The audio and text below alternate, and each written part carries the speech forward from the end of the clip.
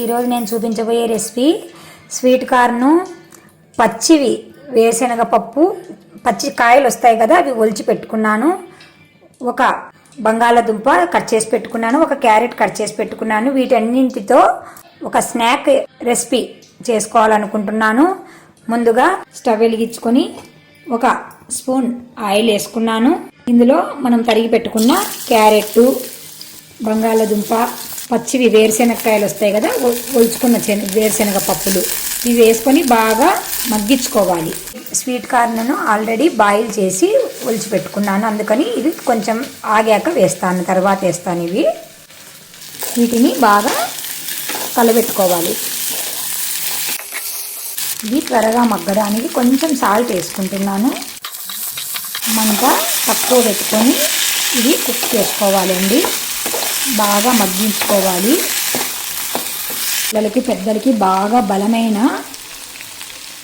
బలాన్ని ఇచ్చే ఫుడ్ అండి. తప్పకుండా మీరు కొంచెం ఓపిక తెచ్చుకొని చేసుకోండి. ఈ సీజన్లో వేరుశనగకాయలు పచ్చివి దొరుకుతాయి కదా, అందువల్ల ఈ రెసిపీ చేద్దామనుకొని చేశాను. స్వీట్ కార్న్ మంచిదే, అన్నీ మంచివే మనం వేసినవి.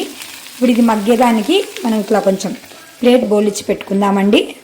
ఇవి మగ్గిన తర్వాత స్వీట్ కార్న్ కూడా వేసేసాను. అవి కూడా కొంచెం కలబెట్టుకున్న తర్వాత మనం గరం మసాలా కానీ చాట్ మసాలా కానీ వేసుకోవచ్చు.